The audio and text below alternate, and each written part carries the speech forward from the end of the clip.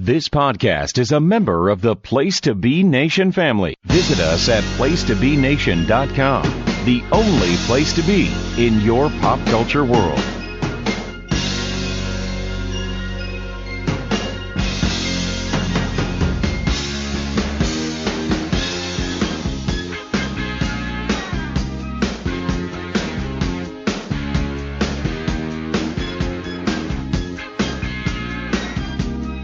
PTB Wrestling Network, friends and family.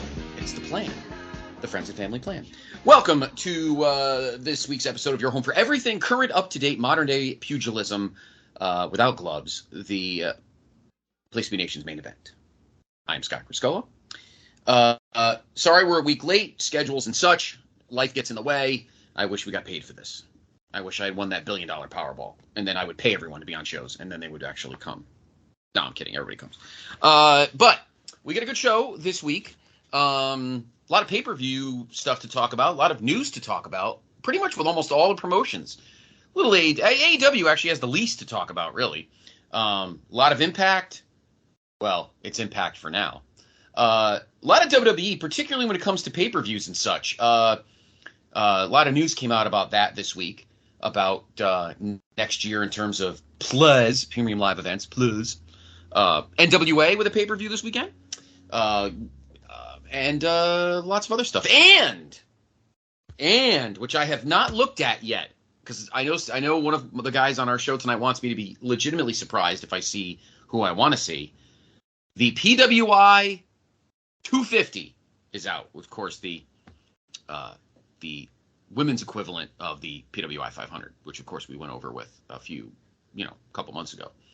So the PWI 250 is out for 2023, and we'll break down the top, at least the top 10. Maybe we'll break down the top 20. Anyway, let me bring in the guys. First off, of course, he's the conscience of Place to Be Nation. And he's the reason that forget Phil Brooks, whoever the fuck that is. This guy's the reason all the promotions go to Chicago. No one cares about that Phil guy. Problem is, Steve Willie asks for much more than Phil. Or does he? What's that bakery that you were talking about? Mindy's Bakery. Mindy's. How's it going, everyone? Yeah. So during the All Out, that whole rant that he went on that started the problems to begin with, he was chowing down, and that's why Nate calls Punk the Muffin Man, because he was eating Mindy's Bakery, and he shouted out Mindy's Bakery during his whole rant.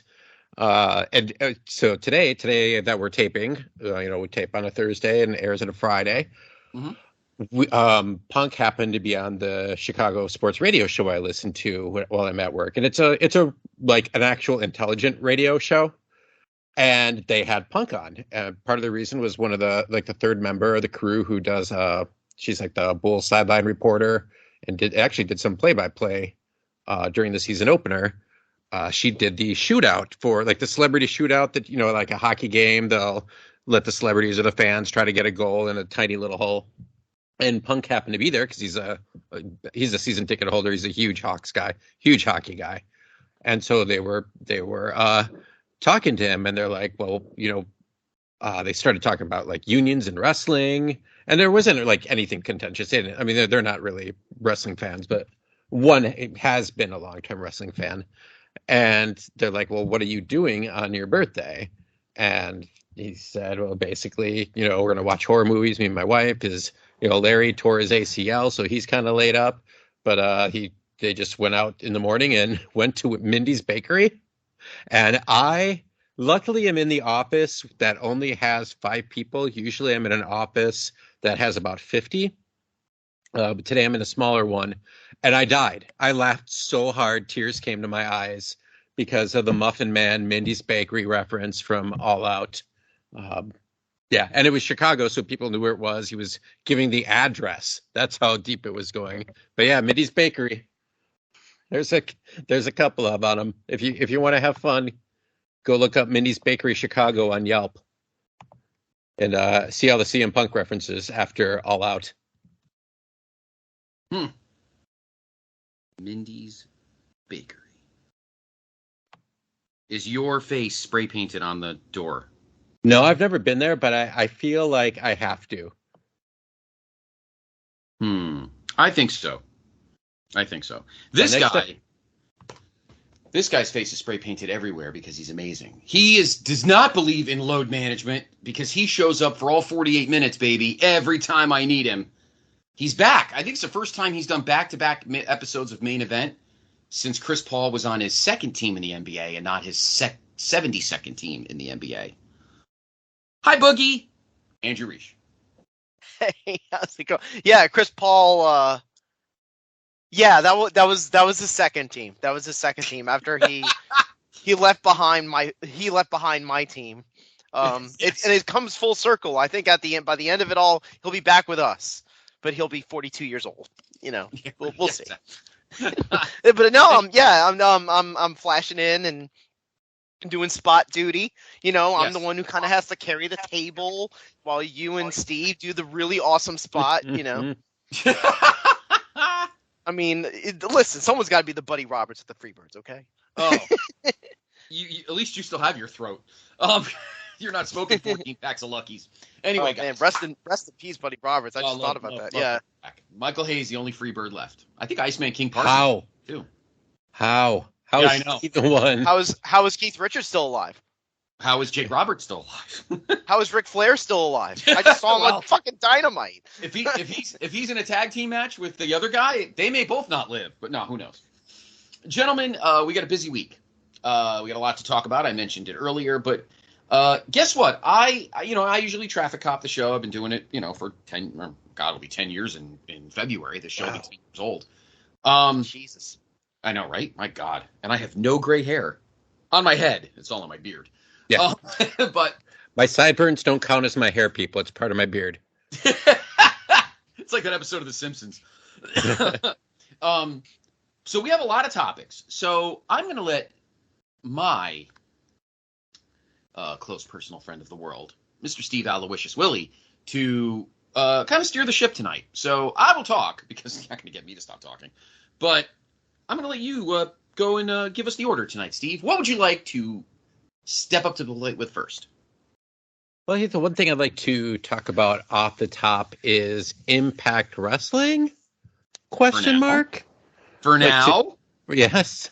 Maybe go into a little of the PWI Women's 250, as you mentioned off the top, because there's I think it's a really good list this year, and I think it might, drive some conversation between the three of us, because we all watch a little bit different stuff. So I think between the three of us, outside of maybe like the Japanese women, we can have some pretty good opinions on that. There's I didn't tell you about this, Andrew, but I kind of want to spend a couple of minutes talking about the match that was just announced for Collision this weekend, which was kind of what match? Exactly. Utterly shocking. And man, yeah, maybe even the special guest. I think that's what we had on that I had on our list for today. But maybe as the wind blows, we will cover some other things too. All right. Well, let's get started. Bound for Glory took place this past Saturday in Chicago. And incidentally, I want to ask Riche this, because you, Steve, me, and Nate have talked about it in the past. Boogie, I know Chicago as a city is one of the best wrestling cities in the world. It's number 2 for me. The best wrestling city in the world will always be New York City, but Chicago is obviously number 2. Excuse me. Go to Mindy's and bring me back a roll. I'll get you a croissant. A croissant. Chicago, it's 1A and 1B. All right, let's put it that way. Anything's better than Anaheim. Let's put it that way.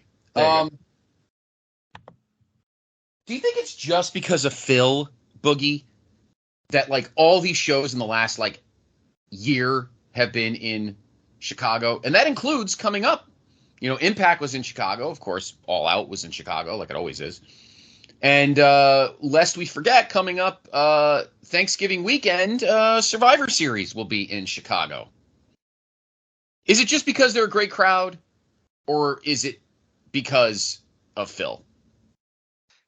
That's a legitimate question because they had All In 2018, and they never teased Punk to be on that, and that was the infamous one where Cody and the Bucks wanted to sell it out because Meltzer had made that tweet saying that, replying that he didn't think that there could be an indie show that could get that many seats, and they were able to do so. They had shows before Punk went to AEW at some of those other venues in Chicago where they packed the house decently. But definitely when he went to AEW, that was when they packed the United Center and they packed up Hoffman Estates for All Out. And then you start seeing the reverberation of like all these fests. And I wonder if maybe because I talk a lot about AEW on the What That Means podcast. But so I don't want to reverberate too many things, but I will say that I think that when AEW kept going back to Chicago as sort of a central location for some of their major events, and the Conrad Thompsons of the world and the Billy Corgans of the world, and kind of all the other promotions, GCW, they would sort of piggyback that event as almost like a festival type atmosphere. It kind of created this notion of this is some place wrestling fans like to go, and it creates familiarity with that generation of fans where it's like, this is a place where if you come here, you don't just get to see AEW, you can see this and this. So it almost becomes like a destination every time one of these major companies decides to do a show there. The one thing that I will say, and I don't think this has to do with CM Punk at all, is that I did find interesting the fact that WWE has straight up from seat to seat sold out the Survivor Series at Allstate Arena. They are sold out. It's 15,000 people. Punk in the radio show even made a joke about that because that was sort of the biggest rumor mill of it all from that interview about the way he answered. Was he going to be at Survivor Series? Right. The listeners were, and I actually heard it live. I just happened to be listening. They're like, CM Punk's on. I'm like, wait, what? And I mean, and Impact Wrestling sold out Mindy's Bakery for the bought Mountain Glory. It's pretty incredible. That's horrible. He pretty much straight out said he wasn't going. Yeah. Maybe he'll show up backstage or something like that. He was backstage at Impact, but that doesn't mean he was there and that's before. not the first time. The last time they were at Cicero Stadium, which is a dump, by the way. That was when Trinity made her debut. That was that weekend, and that was the one where he and Mercedes Moné was actually in the crowd. She was just kind of disguised. Yes, but Punk was there too. Punk was actually setting autographs in the parking lot. Yeah, but here's the difference about that I find interesting, and I don't know if they needed approval from Monet for this, is that when she showed up at All in London, she was featured on camera a lot. Mm-hmm. I don't remember Mercedes Moné featured once on that Bound for Glory show. Not once. No, she was. I don't remember if it was maybe it was Bound for Glory, but she was kind of off to the side of the stage, and I think maybe she was only out for that match. She was off in a corner kind of, and I'm sure the people next to her knew who she was, but I don't even know if people in the crowd, besides being around her, knew that she was there. It's pretty easy to kind of. I've been to that building once with the kids, and it's it almost looks like kind of like an old YMCA gym that's just bigger. And you could hide pretty easily in the bleachers off to the side there without being seen if everyone's watching the ring. Yeah, but if more people are going to these events at these locations, it's easier to hide, and there's definitely more people going to the shows. I will say that. It does feel like a groundswell when it comes to the turnout for some of these shows. I know AEW has diminishing returns for their shows in Chicago, but they still get decent turnout. You were at the All Out, so you could probably talk about it, that they've still got a pretty good crowd. They still had about 10,000. There were a few seats available. It's less than the last couple of years. It's going down. It's not just, and part of that I believe is Collision. So now you have 2 shows, so you're going to be going places more often. Mm-hmm. If you're having 5 shows a year in Chicago, and some are big pay-per-views and some are like Dynamite or Collision, you're not going to draw as much. Yeah, even WWE. Collision, guys. Yeah, quickly, speaking of Collision's here in my home state this weekend. I think you should go if you can. I would if I was in town, but I am spending this weekend in the birthplace of the greatest sport on the planet, bocce. No, I was going to say cricket. No cricket. No, I am spending the weekend. Yep. I will be going to. I will be in Cooperstown this weekend. That's amazing. Visiting going with the doctor actually and a few other of our crew. I'll be going to the Hall of Fame for the first time in 12 years. So I'm going to see for the first time in person Mike Piazza's plaque for me personally. My brother, who's a big Yankee fan, wants me to take a picture of course, Mariano and Jeters. I promised Steve a Steve Trout plaque. Steve Trout, what a name from the past. How about that? And Boogie, I'd find you one, but nobody plays baseball in Louisiana. So, but no, we do win College World Series though. You do. I'll find a Billy Cannon. I don't know who plays baseball for LSU. Anyway, so I will not. But if I was in town, maybe I have on another episode when we have a little less newsy stuff and we can kind of stretch out and have some fun. I want to talk about Collision as a event, because a lot of people have told me that it's crazy to go to a taping and other than that, not much is going on. It's not like going to Dynamite where you've got Dynamite and then you have Rampage. You have Collision and then a match or two, from what I've heard, and then you're done. And it's very strange. They tape Ring of Honor before that. But that's basically dark at this point, like AEW. Pretty much.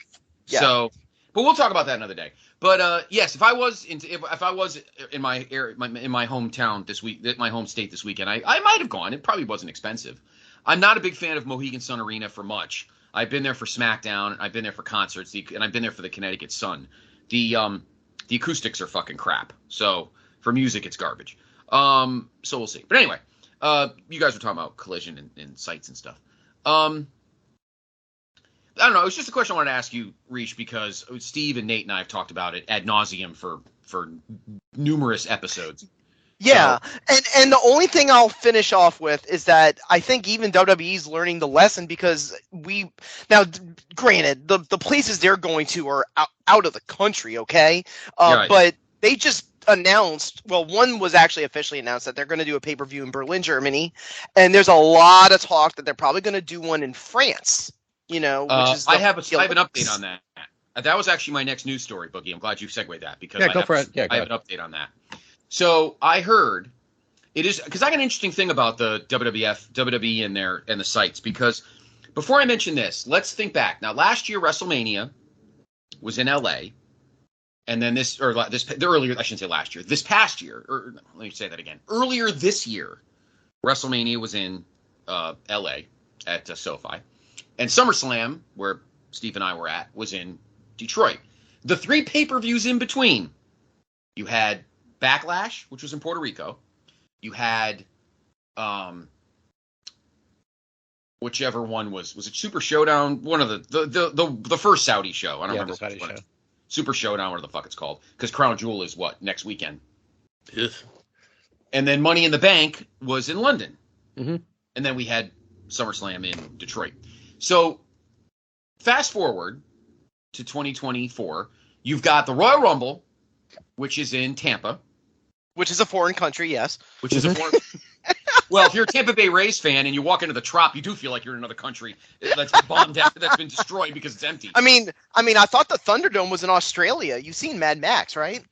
I just watched the Mad Max series. All great movies, by the way.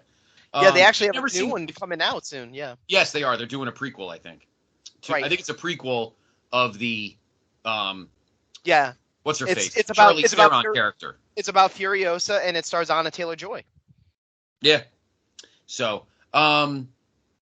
speaking of Australia, the Elimination Chamber is in Perth. Okay. Stay with me. WrestleMania is in Philly. And, of course, I've been to Philly many times. In some areas of Philly you may think is a foreign country. Now, the rumor is at the moment that Backlash is the show that will be in Paris, France. In wherever, probably end of April, I suppose, or early May. Then you've got the next Saudi show. When is that deal up anyway? Never. I think Triple H has his way. They get 50 can't kill it. top, It's so 10 it years, goes. I think. Well, I think it's 10. I think it was 10 years, and we're in what year? It started in 2018. 4 will be year 7 probably. Yeah. So we still got a few left. Then you got Money in the Bank, which could or could not be somewhere, and then I think SummerSlam will be here in America. But then, as Riche mentioned, August 31st will be the pay-per-view PLA. It's a pay-per-view. I don't give a shit. In Berlin, Germany. So I'm getting the feeling, guys, not to go off too topic, but we're on it since Boogie mentioned it. I feel like WWE's new PLE plan is keep the big 4 in North America, and then kind of sprinkle the secondaries here and there. NXT is never leaving the country. As a matter of fact, I'm going to Deadline in December in Bridgeport. A few of us are. I just got freebies from my girl that works at WWE. But so NXT's never not going in America. So the NXT shows will always be in North America, whether it's Canada or the US. So I feel like, guys, that WWE's new thing, and I bet you Endeavor is probably, I think Mr. Emmanuel is kind of, nudging this along too, because I think UFC wants to kind of broach some international markets. Mm-hmm. Do not be surprised if the next night after the Berlin show, which is probably let me see what day of the week that is. I don't want to speak out of turn, so give me a minute. Let's see. It is okay. It's a Saturday. All right, so then probably would not be surprised, guys, if either the Friday night before or the Sunday UFC tries to do a show in Berlin. Now, I've noticed, because somebody said to me, because a lot of the discussion people talk about is, why can't there be a WrestleMania in London? Never going to happen. Sorry, never going to happen. Love our UK listeners, and I love my UK crew. Ben Locke, Rory McNamara, and of course my number one, Callum McDougall, the Kettle Man. But there will never be a WrestleMania in the UK. I'm sorry, it's not going to happen. You are not going. You can make a decent amount of money, but you cannot shut out the North American market out of a WrestleMania. WWE will just not make the money in the UK that it can make here. Not that many people are going to travel. Number one, flying is a bitch anyway. Do you think that many people are going to fly to London? And everything's going to get elevated there. So my take is, I think WWE is going to keep the big 4 in North American markets, whether it's Canada or the US, and kind of sprinkle the secondary shows to other areas. There was a rumor, it's been pulled, but I'm pretty sure there was a rumor that they wanted to do a pay-per-view in India, which is a huge WWE market. They make a killing in India. That's my thinking. That's my theory, and I want us to kind of keep an eye on this over the next next few months here on the show, as details come out about WWE's 2024 pay-per-view schedule. But you've already got 2 confirmed out of, 4 technically, the 2 Saudi shows, whenever those are. And now you've got a pay-per-view in Australia and a pay-per-view in Germany and a rumored strong pay-per-view in France. And that's my thinking, because they will never put a big show out, one of the big 4, outside of the US. I mean, they even sent Money in the Bank to London, because they can get away with that. But you will never see, I don't think you'll ever see a SummerSlam, or you're definitely not going to see a WrestleMania. But I don't know if you'll see a SummerSlam or a Royal Rumble. Maybe a Survivor Series. Maybe. But I don't think you will see a Rumble, a WrestleMania, or a SummerSlam ever outside North America. It's too, we need to too have? much tourist money. We need to have an event in Fight Island. We need a WWE event at Fight Island. Where was that? Fire Island? No. Dana White? The one that Dana White, where he got an island through Endeavor, so that he wanted it for COVID. Yeah, during COVID he could just have. Right. That's right. And they never said where it was. I'm pretty sure it was in Saudi Arabia or it was in the Bahamas. I remember that. I was thinking about that controversy. Remember the guy wanted to do that fucking concert with all the tents? It was going to be like $1 zillion, and they were pretty much Firefest? Yeah, with all the and it was pretty much fucking pup tents with ham and cheese sandwiches. These people were expecting escargot and fucking Cristal champagne, and they were getting like wine coolers. Anyway, what are your thoughts on that, Steve? That talking about sites, I think this is WWE's modus operandi going forward with Endeavor. I think so too. Keep the big three in the North America and sprinkle the secondaries out to other places. I think so too, and I think it's a fantastic idea on many fronts. With a small caveat that you don't keep repeating the same places each year. Mm-hmm. If you skip some of the, if you go around do 5 or 6 different places a year and shuffle them over many years, I mean, there's such Puerto Rico, that Backlash is one of the best shows I saw all year round. Right. Not necessarily because of the in-ring, but I've never seen, and I know we talked about this, like a crowd like that before. And I mean, part of it was Bad Bunny being there in his home territory, literally home territory. And it was just electric. And then, it's proved like with Money in the Bank and then All In, the London fans were incredible. What was your other one that had, was it Sheamus and Walter? And that was, that was Clash of the Castle. That crowd was incredible. Castle.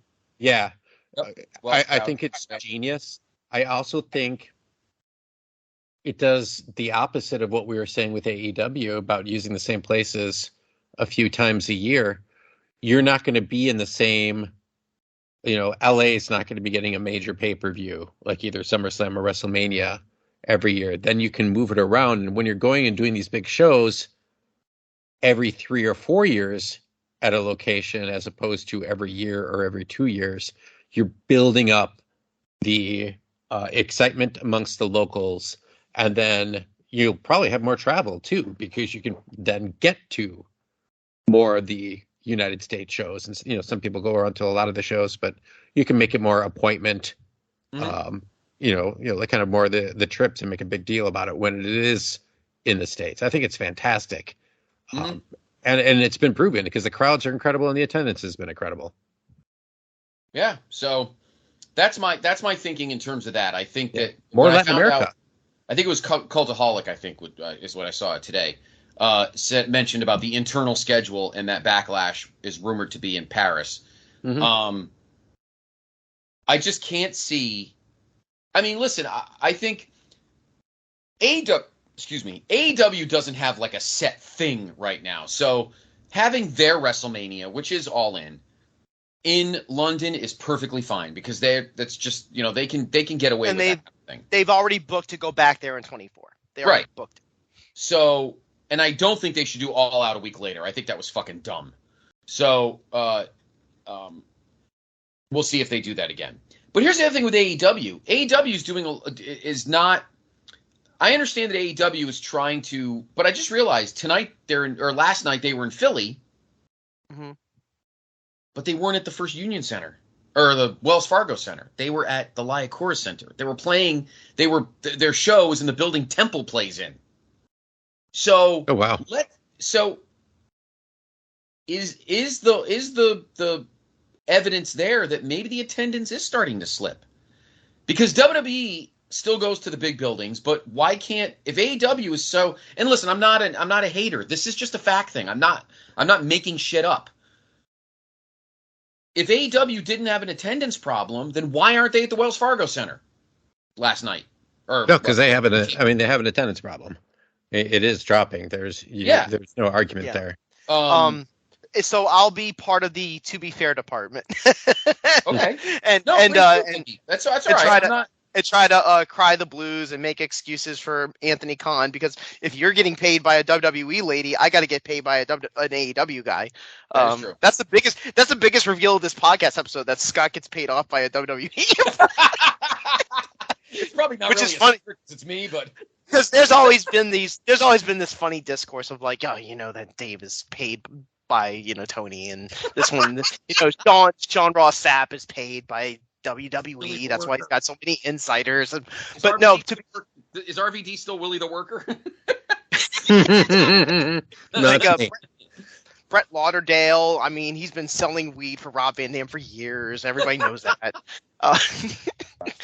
But anyways, I will say this about the venue part. Yes, they've had a couple of times where they'll go with the bigger one instead of the smaller one. Usually in the summer when the hockey and the NBA franchises are not in those arenas doing games almost every other, like twice a week or whatever, and it's easier to book them out. So I'll give them that. It is fair to say, though, that when they go to those bigger places, like I know they went to the Capital One Arena in Washington, D.C. not too long ago, and it looked empty. Like it wasn't as bad as like when Herb Abrams tried to do that pay-per-view in Las Vegas, and it looked like but it is scary. It is scary when you look at some of those side angles off the hard camera side, and you just see the sea of empty seats. I went to a SmackDown in New Orleans, and that was right around the time leading up to SummerSlam, where the product was hot, the Bloodline was the hot angle, and people were watching and people were liking it. And I can still see empty seats. I can still see tarp, and that's normal. I think that wrestling just isn't. It's not Taylor Swift Eras Tour. It's not it's not the NFL. It's not the type of thing where it has a magic touch and you're going to sell out every single arena that you announce it in, unless it's a SummerSlam, a Royal Rumble, or a WrestleMania. Now, And I will say this, but hold your thought for a minute. I want to interject because you're right about. I am going to give AEW their due here. When they are at a specialty venue, because 2 straight years, Mr. J. Arsenio D'Amato went to Grant's the one at the Tennis Center here in Queens. Arthur Ashe, yes. Arthur Ashe, where the U.S. Open is, the Grand Slam Dynamite or whatever the fuck they call it. Smaller crowd every time, yes. But although it does fill up, it does get very full. He said the place was so AEW does make out at these when they do these specialty venues. But right now, on a week-to-week booking basis, the venues are struggling. But AEW, like in a couple of weeks, at the Forum, my beloved Forum, Full Gear will probably have a good crowd. Mm-hmm. Full Gear will have a good crowd. And the card, and we'll obviously when we get closer in a couple of weeks, we'll preview Full Gear. And no disrespect to but is MJF and Jay White like a building filler? No. Will it be a good match? Probably. But Jay White's one of those guys, you either absolutely love him or you fucking hate him. He's very polarizing. Even when he was in New Japan. Very polarizing. Problem AEW has right now, and I mean, we don't want to go down this rabbit hole because we have other stuff. They're the one, they've been bit with the injury bug way more than WWE. The worst injury right now, besides Jamie Hayter, which we'll talk about in a little bit, the worst injury right now was Adam Cole because him and MJF were scorching. That was a great storyline, and it was very organic, turning MJF babyface without even trying. And then he got hurt, and I loved Adam Cole, but he's brittle. He's another brittle one. And it was stupid. I know we've talked about this before, but I will not stop talking about how stupid it was that he leapt off the stage. Right. When he could have just, it was just. And if you read the report right, it sounded like he broke both of them, like 2 separate. Either that or he got operation on the same one because of pins. But like, really, like you broke your ankle doing that? Yeah, I mean, it was. He had a good amount of speed going, and it was a pretty decent drop. Right. Like it was probably. It's like when you were a kid and you were jumping over the gate, like the fences with your friends to like run away from something or a dog, and you take the drop and like, whoa, that was way bigger than I thought, and then you hurt yourself because you didn't anticipate it. Right. So we're gonna keep an eye on this. This is a great topic. that we'll cover over the throughout the and the last part I'll say is that they've done those college basketball specific venues quite a few times. So the La Chorus or whatever you called in Philadelphia, they booked that many times. When they do Orlando, they don't do the Amway Center. They do the one where the UCF Knights play. That's where Revolution took place. There is also a new moratorium that WWE put in place as a counter where they cannot announce the next location more than 60 days after WWE's been in it. So there's a couple of roadblocks there. So, I know Tony Khan would probably get on his phone and bitch and moan about how unfair it all is and how WWE's trying to push them out and blah, blah, blah, like Title Tuesday and everything. At the end of the day, it's business and you just have to overcome it and you have to find your audience whatever way possible. And even though there are some roadblocks put in the way for AEW, it is true that they're having an attendance problem and they're starting to kind of look for things that make every weekly event feel big, which is a Vince McMahonism. Vince always wanted to make every event feel like the biggest event of all time. So what do we do on a random Saturday Collision in Uncasville? Let's have MJF versus Kenny Omega and have no hype about it. Philadelphia, we need to get to 5,000. We've been having just 3,000 for the last 3 straight Dynamites. What do we do?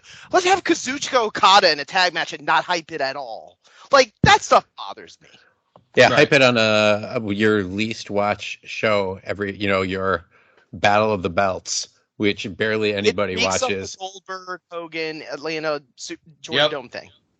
And then, which was a different beast because that was a different beast because Bischoff didn't give a shit about making money. He wanted to, and the fan base was exponentially bigger. Steve made a great point when we were talking about the ratings of Title Tuesday. That if you look at the rating of AEW versus NXT that night, if you combine it, that's the Raw audience. So it's not like it's not like you're growing the fan base. So WCW was getting these huge ratings every week, and Raw was getting these huge ratings every week, and there was a good chance they didn't have the same fan bases. You're not getting that now in wrestling. It's the same people. So when you have them on the same night, you're splitting them apart. You're not going to grow the fan base. Period. And listen, people make fun of Impact, for being Impact, but they go to the Lycora Center. Now, do they draw less than AEW? Yeah, they probably do. Oh my God, the same building. So, one thing about there's a couple of topics that were mixed in there that I wanted to hit on. Yeah. With the MJF Kenny Omega thing, which was announced on Wednesday, there's a storyline reason for it. That MJF is, if he wins, he will surpass Kenny Omega's run with the belt. The streak. It's slightly less than a year right now. So I get they're going to do that match. That makes sense. It's a built-in story. However, build that up over a month. Mm-hmm. Build that up over a month as opposed to 3 days. Right. There was a little kind of thing that MJF and Kenny Omega, did backstage to kind of say, hey, I'm catching up to you.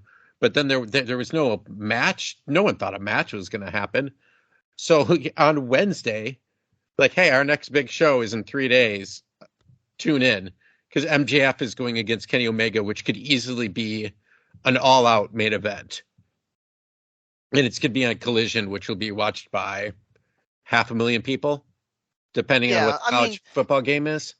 I know it's hard to differentiate between preaching patience and striking while the iron's hot. And some people say, oh man, this angle is really hot. You gotta top it off right now because it won't that would have been the case with Adam Cole and MJF if an injury hadn't happened, where it's you can't keep this going this long. You're going to have to blow it off at some point.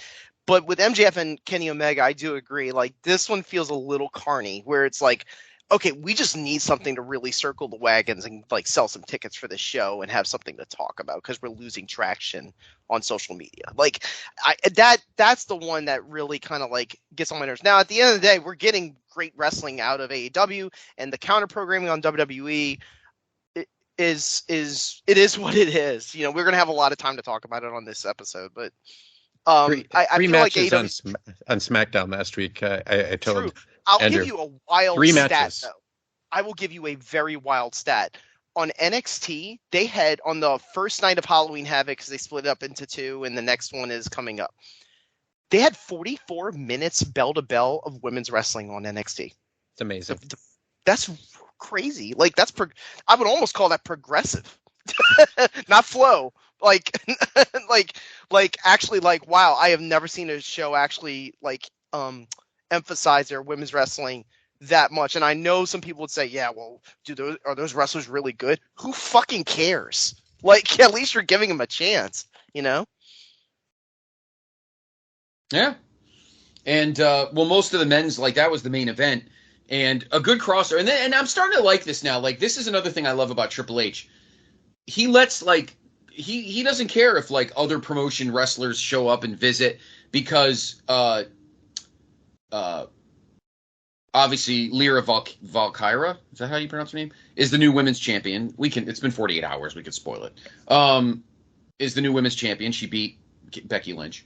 And who was backstage congratulating her? Her fellow Irish woman, Killer Kelly. One half of her and Masha Slamovich. Oh, cool. So that was very cool. I think Triple H likes that stuff. I think he wants to cultivate. I mean, yes, he wants WWE to be number one. He should want WWE to be number one. But I don't think he's going to be big of a dick like Vince was back in those days. I think he likes the, and I think Emmanuel, I think, will like that.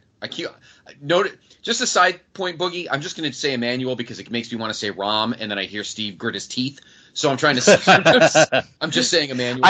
I said the same. I did the same thing when we talked about it on the AEW show about the Vince selling it. I called Ari Emmanuel Rom because listen, like, the thing about we don't have to get too deep into the weeds about the corporate makings up of Endeavor and privatizing it, and Triple H is knighted as the head of creative. Vince is out of the mix even though he's the owner. I'm not getting into all that stuff because it's too complicated, but at the end of the day, Ari Emanuel was an agent. He was like a renowned agent, and so was Nick Khan at CAA. If there are two people that know how to manipulate an audience and how to manipulate a situation to look favorable to them, it's Ari Emanuel and Nick Khan. So if he was the one who just floated out this like fake story of like, yeah, Vince is out of creative because Ari Emanuel thinks he's not up to snuff with the modern time, so he's gonna let Triple H do it, and he did, and it makes the fans happy, and it puts a good favor for him. It's just another like chess match of like, what can we do to curry the fans' favor without actually giving them any proof of what's actually going on? That part, I have to say, that part I think there is stuff I think like that, Boogie, but I think that's true because Ari Emanuel has said that the stock has people don't want him around. It has nothing to do with his creative, because 90% of the stockholders could give a shit what Vince is doing with shows. He's tainted. He's damaged goods, and the Snidely Whiplash mustache doesn't help.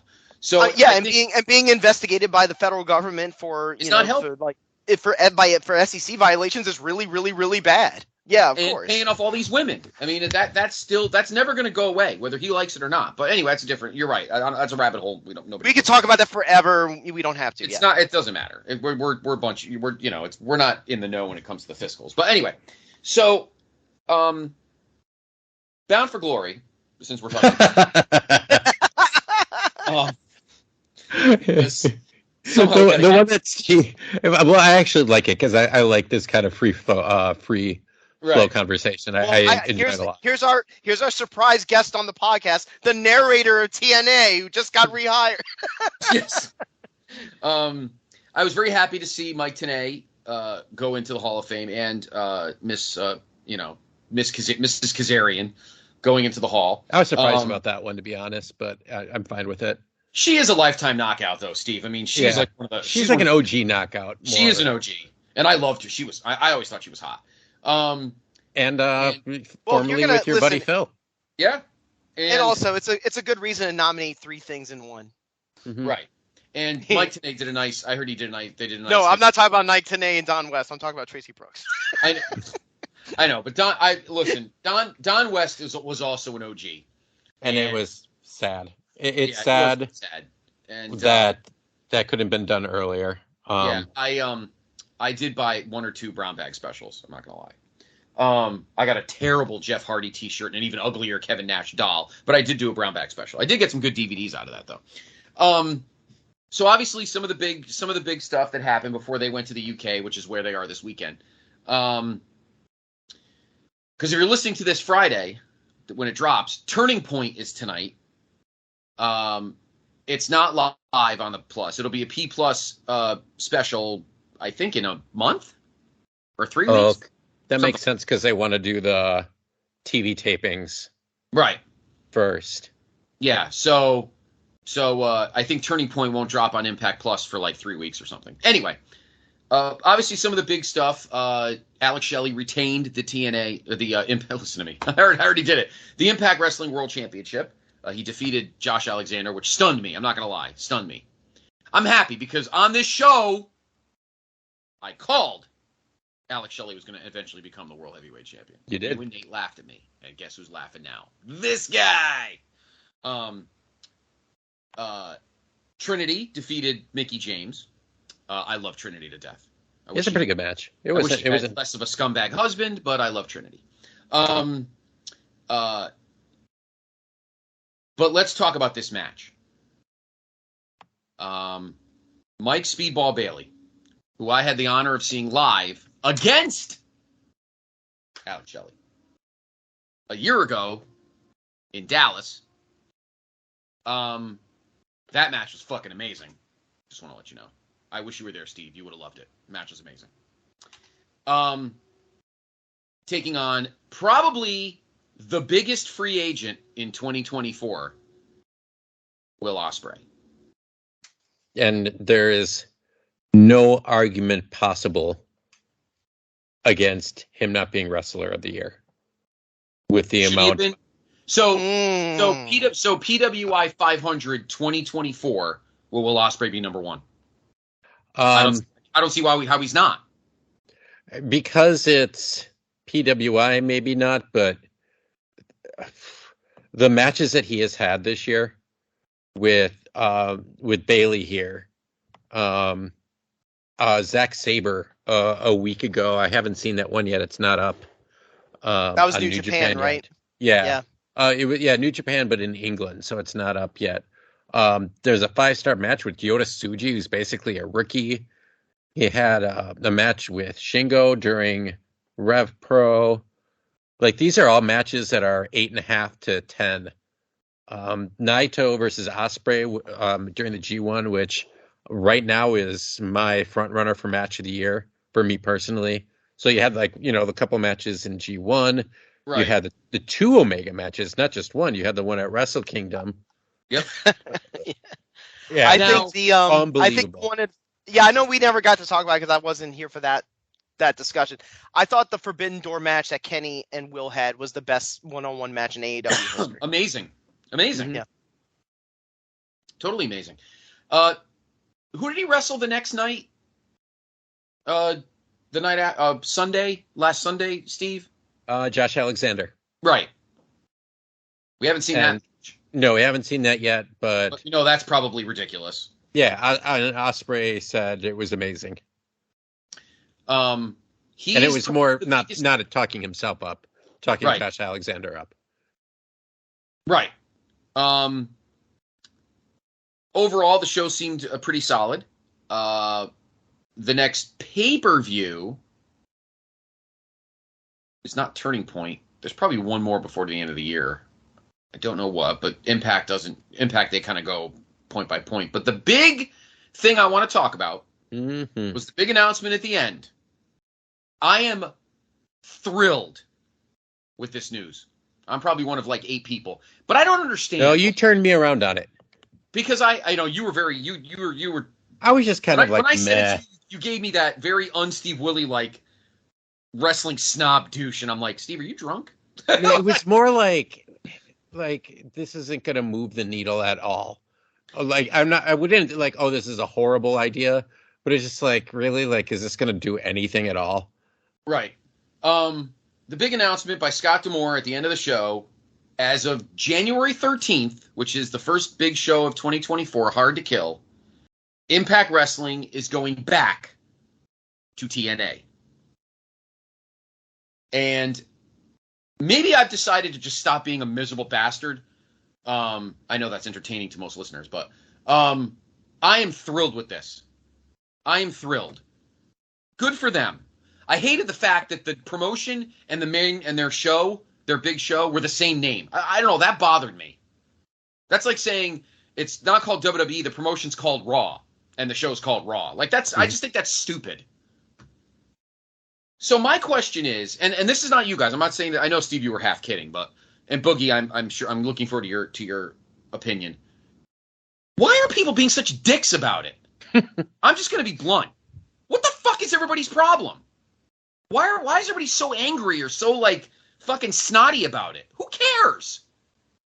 I'm pumped for them. Good for them. That's their identity. That's what their identity was when they had all the guys making the big money, the Stings, the Joes, the Kurts, the Hardys, the Booker T's, the AJs, when they were in their peak in the 2000s when everybody loved them to fucking death until Hogan and Bischoff came in 2010. But that's when everybody fucking loved them from 2005 to 2010. They may have been better than WWE at times. So they decided to bring back the identity that apparently everybody loved, and now everybody's being a fucking asshole about it. I think where I get stuck is just partially because of our show. Because now TNA, we did all of those reviews, and TNA in my head is Vince Russo and midgets and garbage cans. Yes, and that ticket, Sarah Lee, the ticket lady, and Disco Inferno, and Mike. That's what is TNA to me. I agree and I disagree. It's unfair. No, yes, it is unfair. But I'm glad you admit it, Steve, because most won't. I consider that TNA the block TNA, the NWA TNA. Okay. When I think of, quote, TNA, I think of 06-07 when they split off from the NWA, when Christian Cage was champion, and we got that sweet-looking belt, one of my favorite world title belts of all time, that one that's all with, had the thing sticking out of it. It looked like, I don't know, squiggles or whatever. I don't know. Squid tentacles or whatever the fuck it was. But it was actually Jonathan Gresham. Jeff Hardy ruined it because his belt was fucking ridiculous. But so when I think of that TNA, the homophobic fucking garbage douchebag Vince Russo not looking like he's bathed in Weeks shit that we watched, I think of the block letter TNA in that stupid fucking tent. But I feel like once we got to the actual Impact Zone and the show itself started in 2005, that's the TNA I think of. But Steve, your thinking is not unwarranted. I'm just saying I'm kind of splitting the kind of separating the waters here, like Moses. It's parting the Red Sea. Boogie, what are your thoughts on the changing of the brand? Yeah, that brand. That was the word I was thinking. Just that, as like the main point of what I was going to say. That there's two big sides to it. Number one, just like we were talking about with WWE, now that you have people who are really like well versed in business acumen.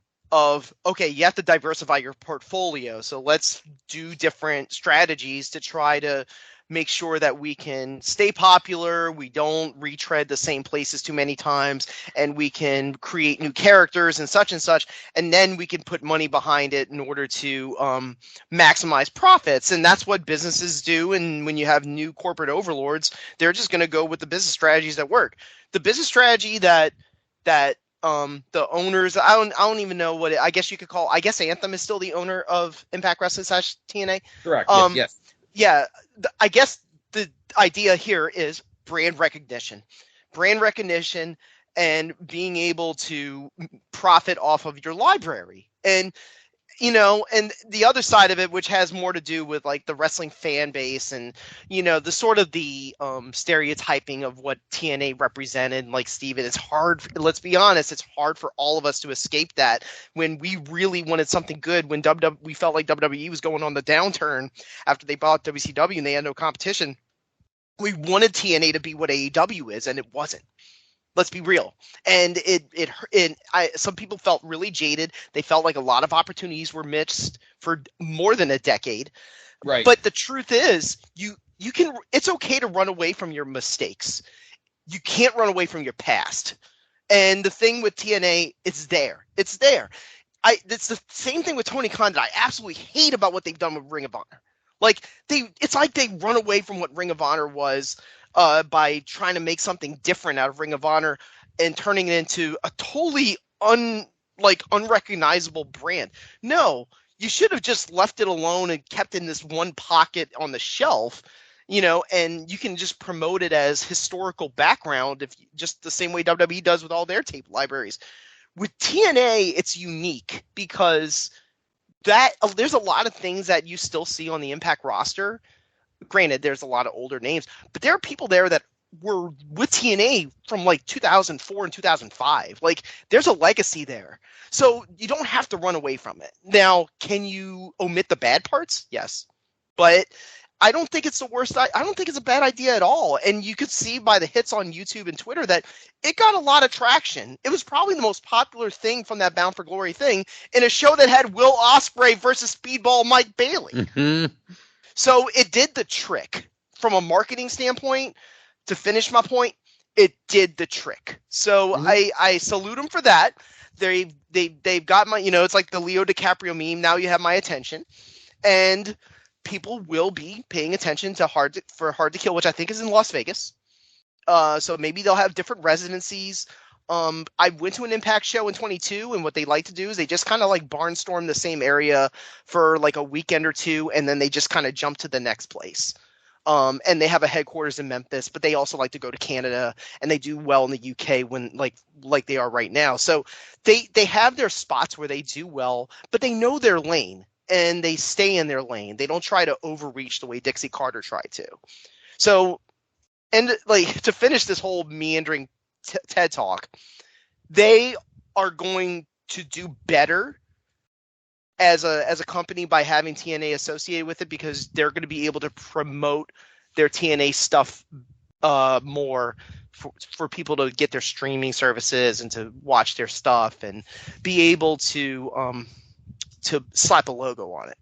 Now, very exciting here because, and you're right, Boogie, Hard to Kill is at the Palms Casino Resort in Vegas, and there's already 2 matches. So this must be this is the next pay-per-view. This is the next official pay-per-view, because the last one technically was Bound for Glory, and there's already 2 matches set. Trinity will defend the Knockouts title against Jordan Grace, because she won the Call Your Shot this weekend. And Alex Shelley will be defending the world title against Moose. Moose is cashing in his Feast or Fired briefcase. Is this a traditional Impact pay-per-view, or is this one of the Impact Plus? Oh, is this one that we have to pay for? I don't know the answer. I think. Well, here's the description on Wiki. It says the 2024. I know it's Wiki, but the 2024 Hard to Kill is an upcoming professional wrestling pay-per-view produced by Total Nonstop Action Wrestling.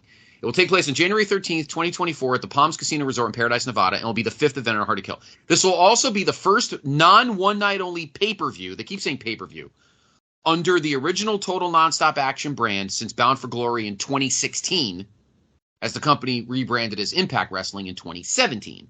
The company name will revert to TNA starting with this event. So I think this is a regular pay. Okay. I think this will be a Fight TV pay-per-view. So it'll probably be $40. Is that what Bound for Glory was? Bound for Glory was 30, I believe. Okay, 30 or 40, one of the two. This will probably be 32.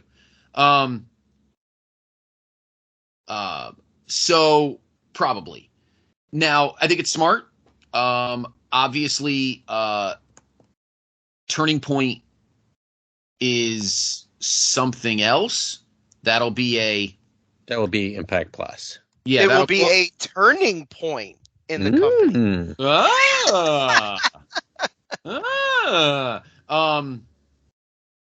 So let me see. So I'm on the other page. Why don't we just call it the Big Bang?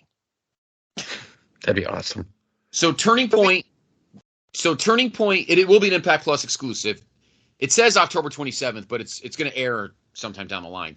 Then November 11th is Throwback Throwdown 4 at the that's John their Koloff comedy. Arena. What's that? That's their comedy podcast or comedy show. Yeah, where they all play the characters. Mississauga, Ontario. So after Turning Point, they're done for the year until Hard to Kill. Now, look for this way, Steve. In 2023, there were 3 fight pay-per-views. Multiverse United, the Down Under Tour, and wait a minute. No, yeah. And what's the white? Oh, this is weird. Okay, hold on. Oh, I got it. I'm sorry. I'm looking at the color code on Wiki. So, Hard to Kill, Rebellion, Slammiversary, and Bound for Glory were the pay-per-views. Multiverse United, Down Under Tour, and Multiverse United 2 were the fight pay-per-views. Fight exclusive. Mm-hmm. Everything else was on Plus. No Surrender, Sacrifice, Under Siege, Against All Odds, Emergence, Victory Road, Turning Point, and this Throwback Throwdown thing. Those are all on Plus. 3 shows are specifically just for fight, and then the big ones, Hard to Kill, Rebellion, Slammiversary, and Battle for Glory, are regular pay-per-views. That's actually not a bad business template for your year. In terms of, like, you pay for 4 Impact paper or TNA pay-per-views a year. They're probably $30. I think Bound for Glory was 40, Steve. I think. Yeah, I think that's right. So, I think that's a good template. But yeah, Hard to Kill, January 13th. And let me tell you something. They'll get buys for that. People will be curious. Mm-hmm. Looks like they'll go back. It looks like they're going back to the red and yellow. Uh-oh!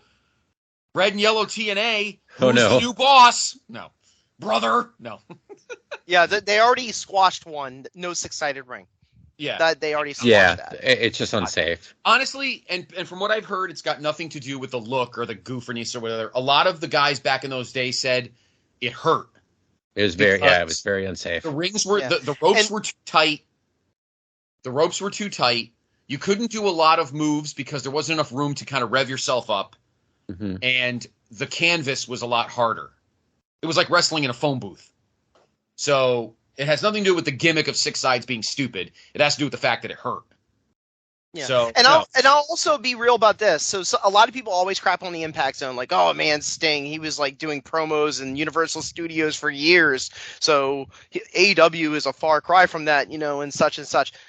Let me say this: when Dark was in a very similar sound stage for AEW, and then when they did Ring of Honor, they did them at the same sound stage, and then now they hit the road when Collision started. I sound contrarian here, though.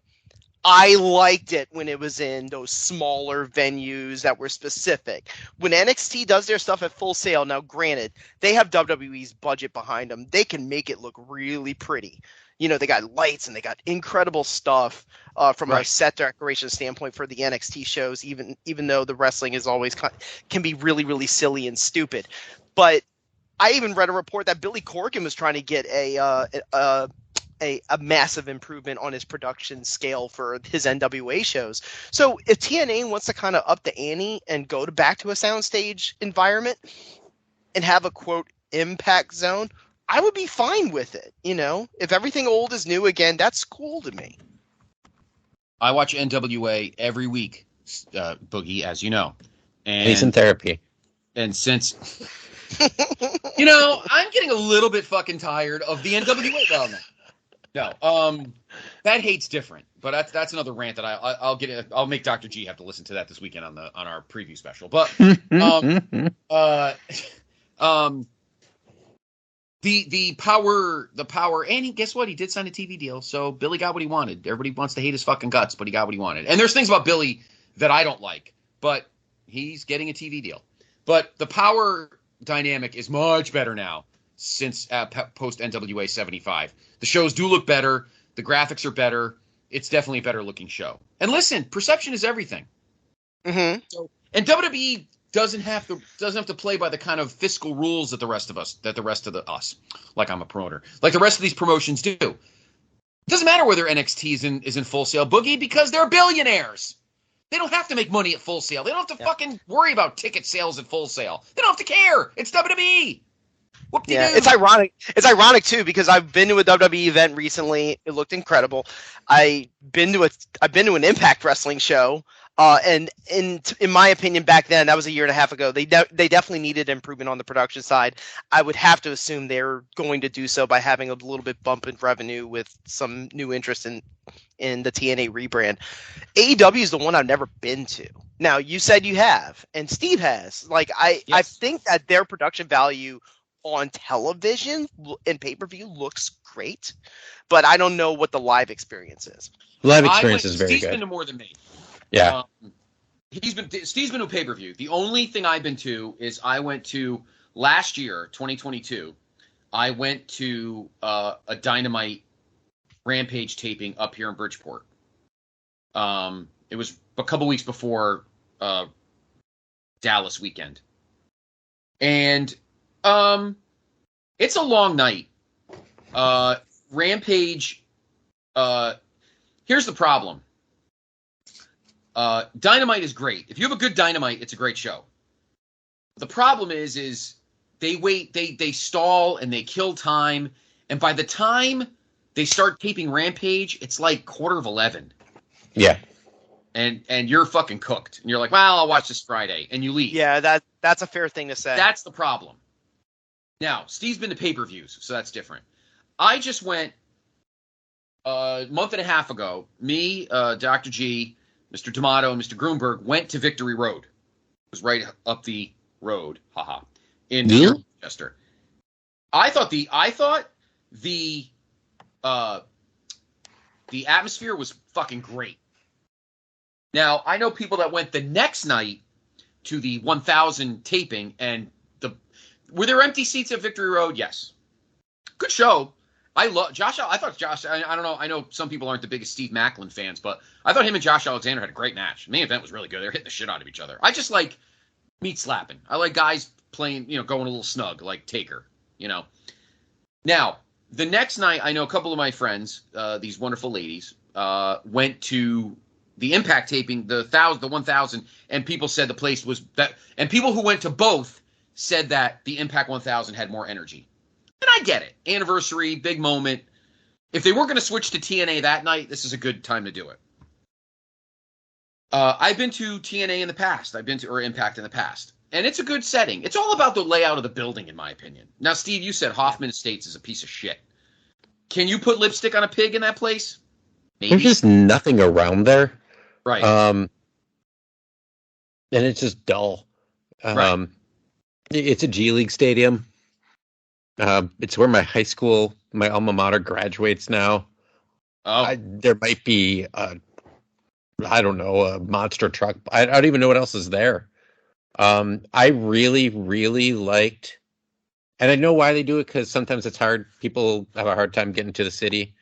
I really enjoyed the Wintrust Arena, which is where the Chicago Sky play and DePaul Blue Demons play. They do that for their Thanksgiving show, and they did it for Revolution 2020 when they tagged with C2E2, which was absolutely brilliant. DePaul should play in a driveway. I'm trying to get my kid to go to DePaul so I can get okay. when I be able to get into the basketball games and there we go. the Sky games. So let's just Listen, the only reason I was even bringing any of that up is it's almost like the wrestlers like Adam Copeland going back to AEW and why we have Sting going on this last hurrah.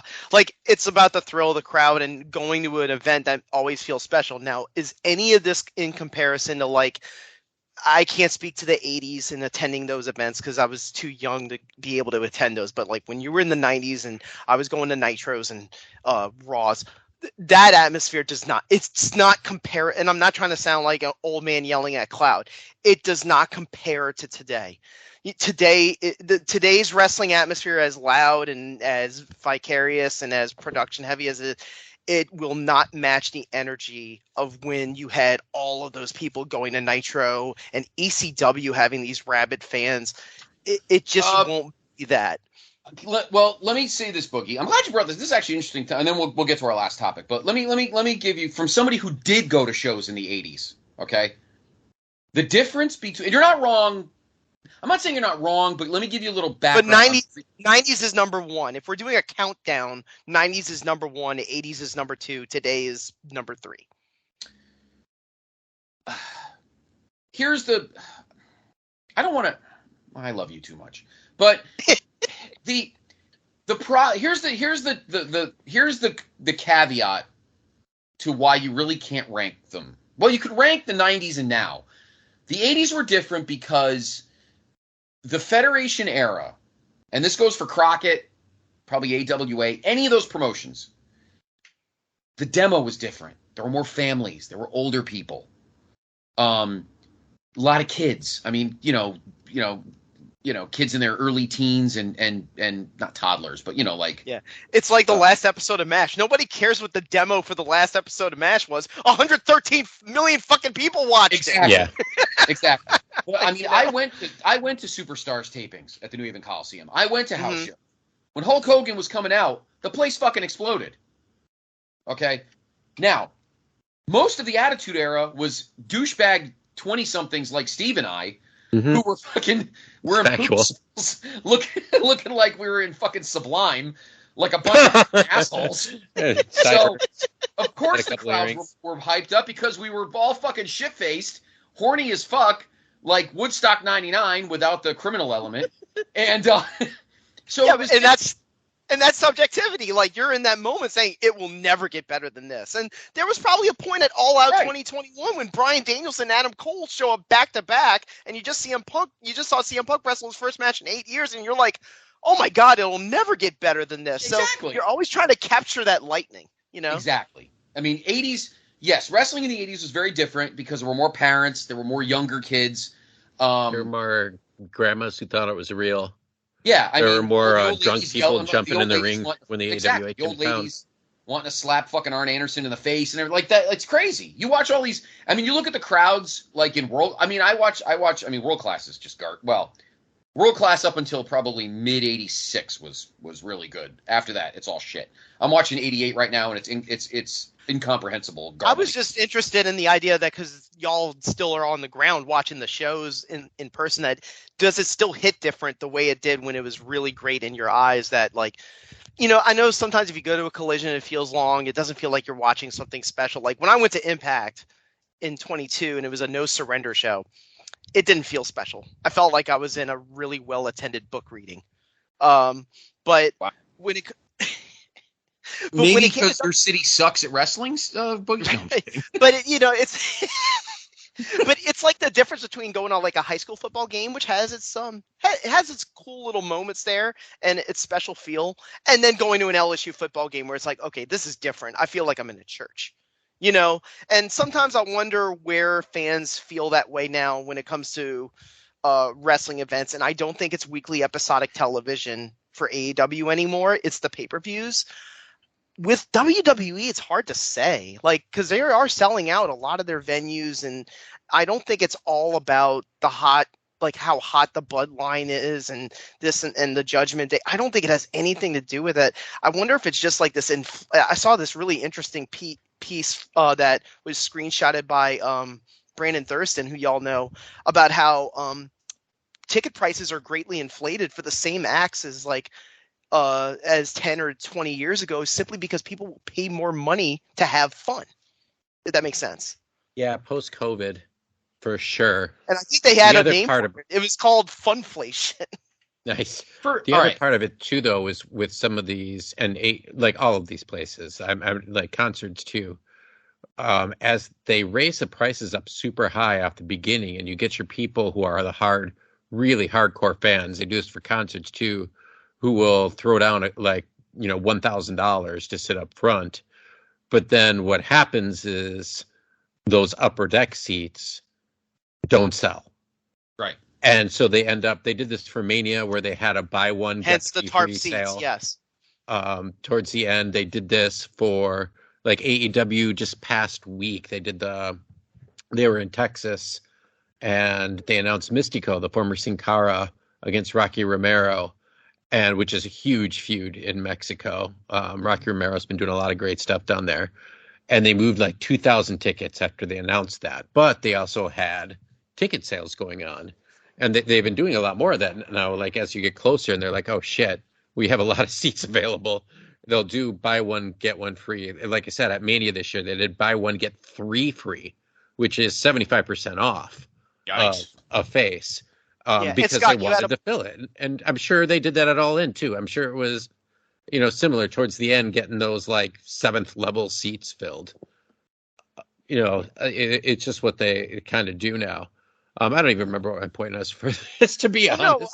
No, I can wheel it back to Scott about just the idea, like, if he feels that it's okay to inflate prices in order to feel that same feeling that you had. Like, is it worth it to pay extra to have that same feeling that you had at a wrestling event if you feel like the show you're going to is something special? But how many, quote, special events are there anymore in professional wrestling? That's the hard part. Those pay-per-views that I've gone to for AEW, even the lesser ones, have been fantastic. There's a couple WWE fans, and I'm not going to mention their names, who scoffed at me when I said this, but All Out 2021 was the greatest live wrestling show I've ever attended. I've been at WrestleMania 13 and saw Bret and Stone Cold. Obviously, the rest of that show was kind of shit. But I've been to a lot of shows in my time. I've been to some of the best Ring of Honor shows that have ever been put on. That was the best show I've ever been to from top to bottom. There was basically no break. Which one? All Out 2021. Okay.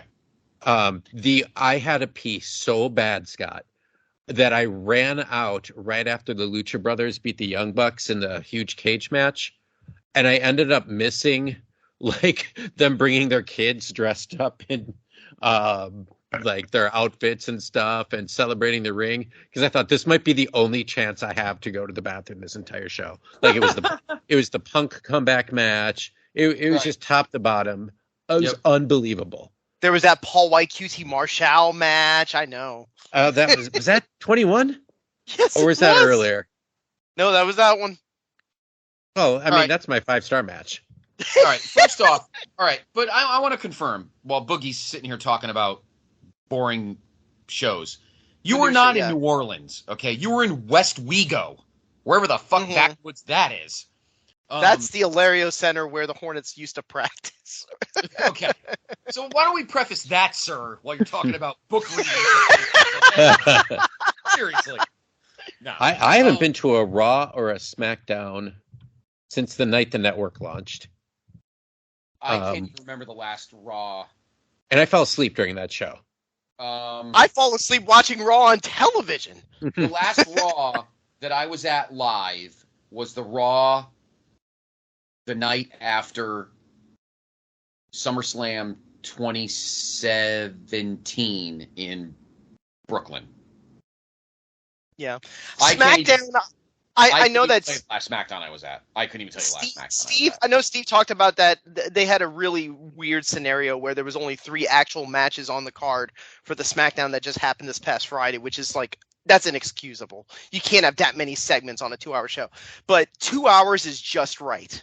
And when I went to that SmackDown, they had one dark match after, and it was Gunther and Shinsuke Nakamura. And it was like, oh, that felt just right for an episodic show. 3 hours plus warm-up and dark event is just a little too long for a live fan. If it's not, because it's impossible to make weekly programming feel special. It's kind of to circle back from what we were talking about in the beginning with all these different locations. Like, you can't go to the same place and say, hey, this is going to be the greatest event of all time, and then go back a month later. No, this one's going to be even greater. You cannot do that. You got to go to different places. You got to try to test out different markets. The best live show at this point in my life, in terms of amazing moments and amazing atmosphere, I have to say, was WrestleMania last year in Dallas. I mean, Stone Cold, coming back and Triple H putting the boots in the ring. I mean, that's a personal thing for me, but we're talking about me here. Roman and Brock was okay, but just and Vince and looking all crippled and everything, and just Bianca and Becky tearing the house down. Just that atmosphere was great. As a city, JR and I made a good point. We talk about as a city. I don't know if it's a great WrestleMania city. It's too spread out. We talked about it with Sheriff Pete when he was on the show. Dallas is a very hard place to do Mania weekend. I'm pumped for Philly because Philly's nice and tight. Everything's close. But that's different. WrestleMania venues are a different beast. But, I mean, I've been to small – I mean, I went to a Raw Saturday night's main event taping in August of 2007 at the Garden, and that Stone Cold Pop was hot. Mm-hmm. So, and I've been to just great wrestling shows. I just love live wrestling. I don't care what I watch. Mm-hmm. One of my weird favorite moments was when Jay Briscoe won the ROH World Title at what do you call it? Supercard of Honor in 2013, and they had their generic shit Briscoe Brothers music, and he changed it up. They started blasting "Give Me Back My Bullets" by Skinner. Yeah. I almost cried. It was fucking great. It was amazing. Yeah, the whole family in the ring with Steen. All the family was in the ring. It was fucking awesome. And that was kind of Steen's face turn. Yes. Yep. That was a great show. Got to see Shelton for the first time in a while. I really got exposed to Machine Gun Carl before he just became, fucking what's his little pet. So, but anyway, it's I think a lot of it is just in your mind. What's a good, fun venue, right? And I just miss I just love watching good live wrestling. Yeah, and people I just don't feel like paying for it anymore. It's just ridiculous. And that's the point. I think people are just more willing to pay the premium to enjoy what they used to enjoy, and that's just normal consumer behavior. And I think the people who run Impact and TNA, they understand that, so they're going to try to create something that kind of goes towards their interests, and that's why AEW is trying to double down with like, okay, let's just put out as many good matches as we possibly can, which I love Tony Khan. I love having great matches on weekly television. I love having a Dynamite where I could see Sting hugging Ric Flair, and then the Hardys wrestling the Young Bucks, and then Kazuchika Okada and Bryan Danielson wrestling each other in the same fucking 2-hour program. I think it's incredible, but it's also really like disorienting as an AEW viewer. So like sometimes you need to figure out like the balance, right. And it's like what Triple H had said when he got interviewed when he started running creative. Like, some people like different flavors of ice cream, and it's okay to like mix up the flavors. And sometimes I wonder if AEW is just trying too hard to double down on the same thing. And it's like, okay, I get it. You really liked Ring of Honor, you really liked ECW, and you really like flippy wrestling. But can we please try something different? That's why Timeless Tony Storm works. What's the one thing that actually makes me laugh the hardest at NXT? It's Chase University. You know why? Because it's stupid. But at least you can tell that the people involved in it actually like try to put effort into it. Mm-hmm. But I've been on record. One of my favorite things about AEW, and something I watch, the only wrestling show I watch weekly, is the 10-minute RJ City YouTube show, Hey EW. It is so funny, and it's like they put a lot of thought in it. Like it's an interview. And the wrestlers and I know this is not like, we're not going to go too deep down that rabbit hole, but RJ City is just a naturally funny guy. Oh, he's absolutely funny. His comedic chops are phenomenal. He's got like an encyclopedic knowledge of like random old comedy stuff, like bit 70s comedians type and the stuff. The talents on the broadcast on that side for WWE, like who's the one who's Ricochet's fiance, who's now the Samantha Urban?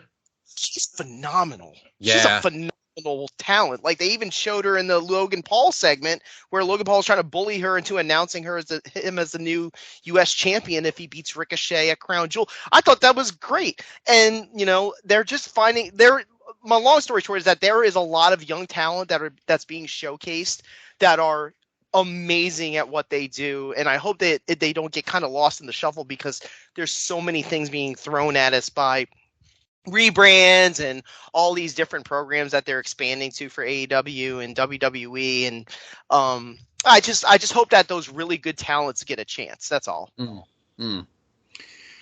All right, so why don't we finish off with my favorite thing, which is bashing lists or loving lists.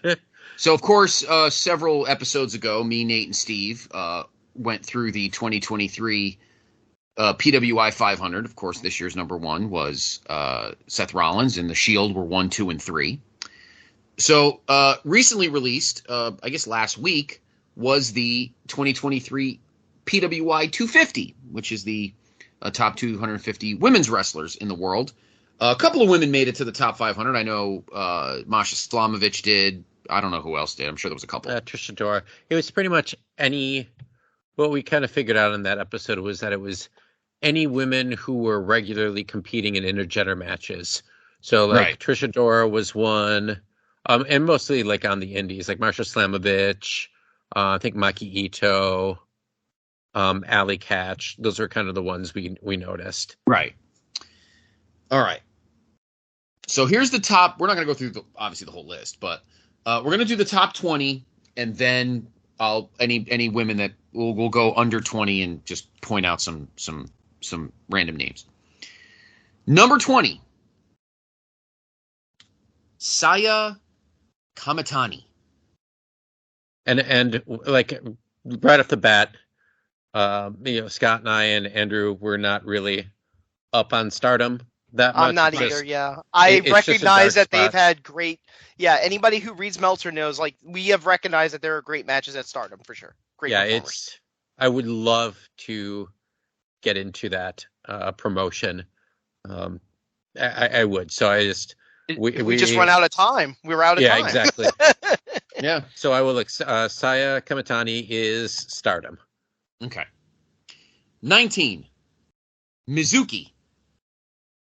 Mizuki is Tokyo Joshi Pro and DDT and Noah, which is all kind of that Wrestle universe. So she was actually on Dark in April of 2023. But Tokyo Joshi Pro is where she's more based on. Mm-hmm. Number 18. First one I recognize. The current TBS champion, Chris Statlander. Yeah, good choice. Who I very talented. She's awesome. I love her. Moved Came up back a from a ton. torn ACL. Awesome. Yeah, and always important to note that the dates, it's from July to July. So July 22 to July 23. Yep. So yeah, a lot of this was after Chris was back. Yep. Number 17. Miyu Yamashita. Out of Japan, does a lot of stuff in the United States now. I don't think I've seen her live, but doing looks like like stuff with Republic of Lucha, which is Pentagon and Phoenix's promotion. Some Midwest stuff. Interesting. Black Label Pro, which is like Illinois, Indiana, a little bit of Ohio. So yeah, those are some also from Tokyo Joshi Pro. So been around there. Looks more based out of US.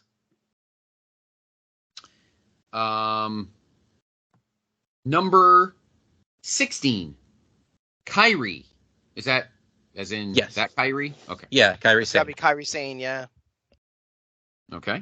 It has been rumored that she's coming back to WWE for quite a long time now. Supposedly she did a farewell for her last show, either in Stardom or Joshi or wherever it was. Number 15, former NXT Women's Champion Roxanne Perez. I believe she's the only NXT I just saw her dressed as Freddy Krueger in a Devil's Playground match. Yeah. Wow. But I also was trained by Booker T, I think. Yes, she is. I always mix her up with Cora Jade, yeah. But I know that there's between Cora Jade and Roxanne Perez now. But number 14. When she was put on this list, she was with one company. Now she's with another. Jade Cargill. Man, I have never seen Booker T say "shucky ducky quack quack" so fast than when Jade Cargill was on NXT. Oh, did he really? Yes. Oh, I love the shucky ducky quack quack. Now, He immediately says it. last year, Jade Cargill was 5. Yeah, she didn't wrestle as much this year. Oh, though. by the way, they upped it to 250 from 150. Good. They added 100 spots from last year. Last year it was 150. From 2008 to 2017, it was 50. Then 18, 19, and 20, it was 100. Then 21 and 22, it was 150. And now it is 250. All right. At number 13, one half of the Impact Knockout Tag Team Champions, Masha Slamovich, who last year was not in the top 10. I don't have the full list. I only have the top 10 from last year in front of me. And she does GCW pretty much every show as well. She was 14th last year, so it just moved up a spot. She moved up a spot. At number 12, as we heard, one of Andrew Riche's favorites, Toni Storm, who last year I don't think was on the list. Well, she was 25. 25. Okay.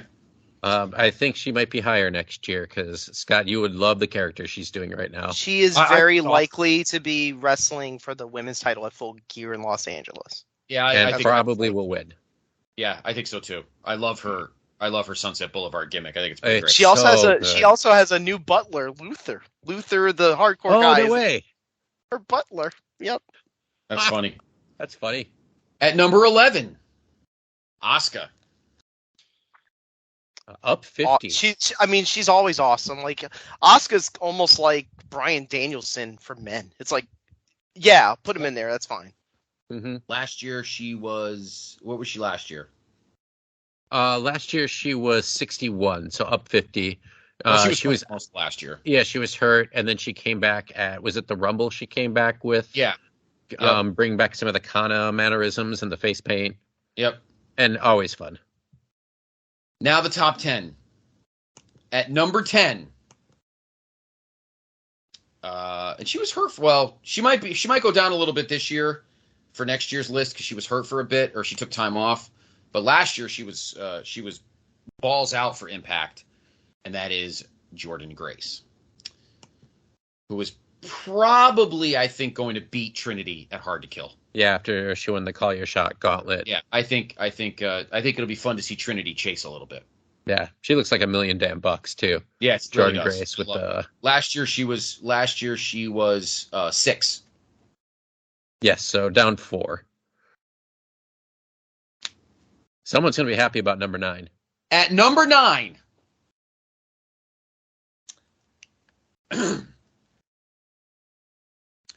2 years ago, on the 2021 list, she was 32, which I thought was an absolute disgrace. Last year, she moved up 9 spots to 23, which I thought was a real disgrace. And now finally, because everybody wants to make fun of the promotion and their champion and he was on Fox and fucking this and fucking that. But this woman worked her ass off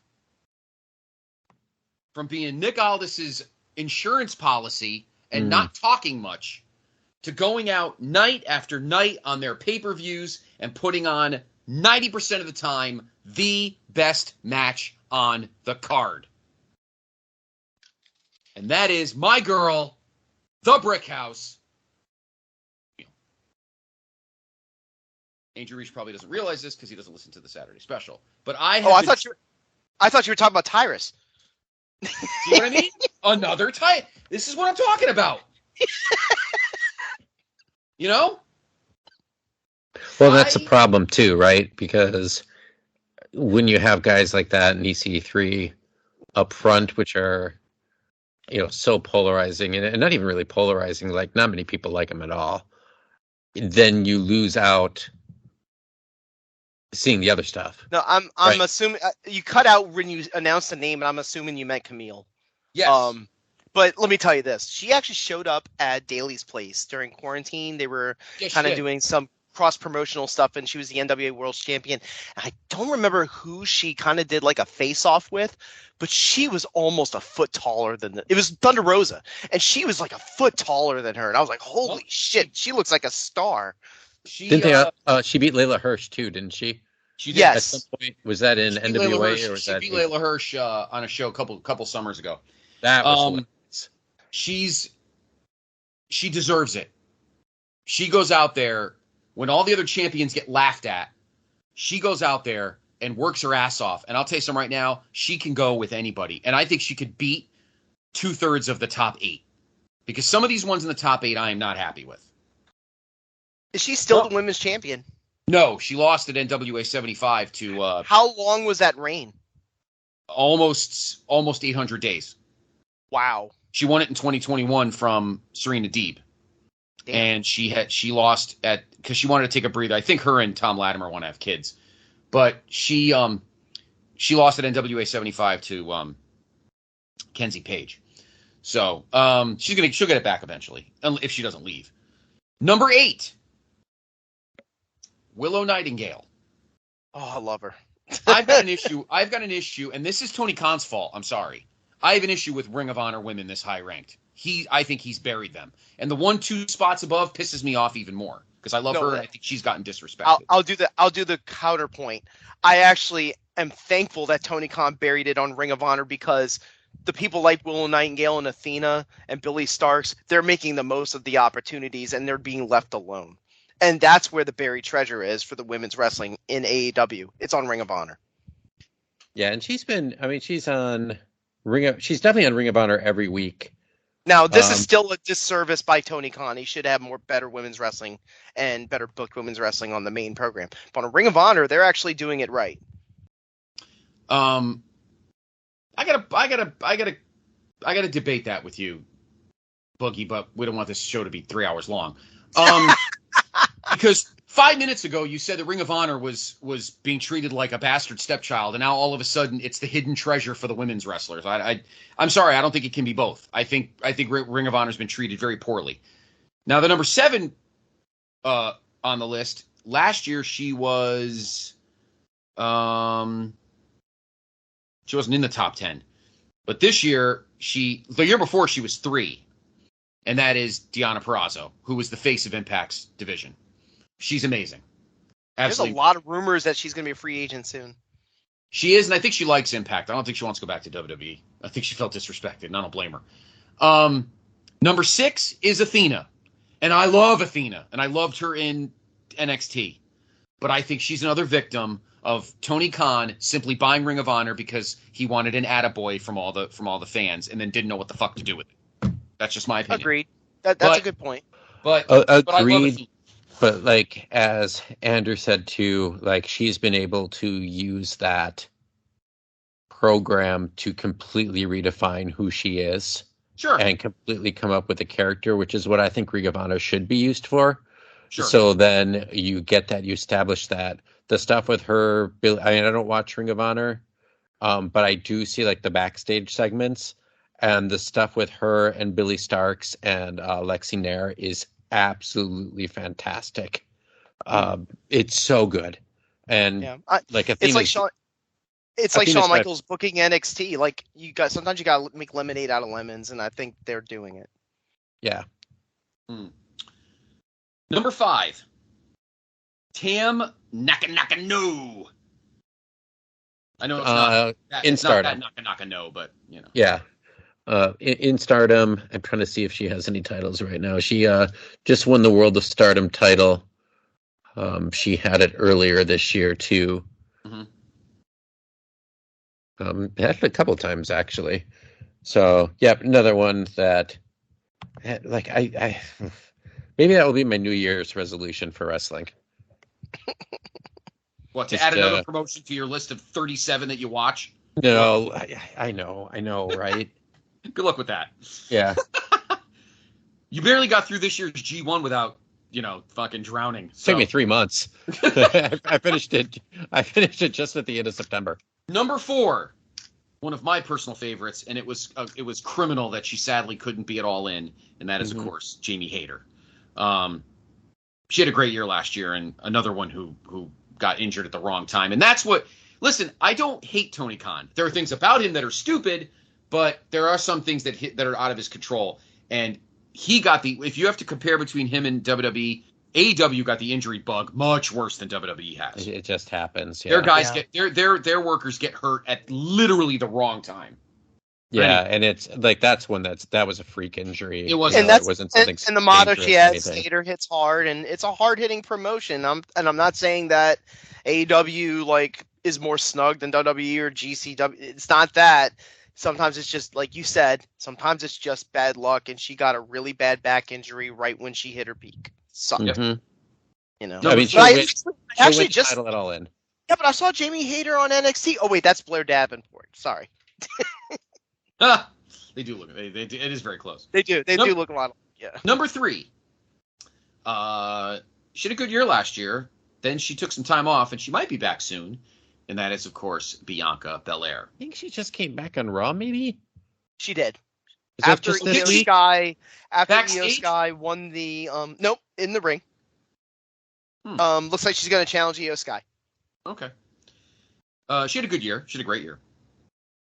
At number 2, Julia. Yeah, Julia is basically the number 1 person in Stardom right now. She's still. I think she's from England. Like everybody loves her to death, and she's like she's going to be like the big women's free agent, right? Is that her? Yeah, she's the new Japan Strong champion. She was the one who ended up defeating Willow Nightingale after Willow won in place of Mercedes Moné. So she's had that since July 4th. Very popular right now. And number 1. Absolute no-brainer. Yeah. For me. Number 1. She wasn't in the top 10 last year. 42. She was 42 last year. I don't think she wasn't in the top 10 the year before. I don't remember. I can't even see when she was last in the top 10. I don't but think she was. Undoubtedly has had the best year of anybody, and that is Mama herself, Rhea Ripley. No, I have no issues with this. None at all. She is the MVP of Monday Night Raw. She is. She really is. Listen, Triple H is trying to book it the same way when he was on top in WWE, and it's got the same fingerprint. If you look at Rhea Ripley's appearances on the show, she's all over it, and I don't complain for a second. Like, every time she's on it, I'm like, what's she doing? They got her involved with Seth Rollins now. They got her involved with this one now. Paul Heyman and the Bloodline. She's running the women's division, cutting promos, doing that. She's amazing. She's incredibly talented. Her match against Charlotte Flair at WrestleMania was probably my favorite women's match I've seen this year. Yeah, her match with Charlotte Flair in the no crowd WrestleMania might have been the best match of that WrestleMania. Probably of that night. That was the first one. Yeah. Yep, that was the first one out the gate. 2018, she was 63, 19, 35. 2020, 11. 2021, 12. Those were, I mean, that's NXT time there. Right. 2022, she was 42, and then this year, number 1.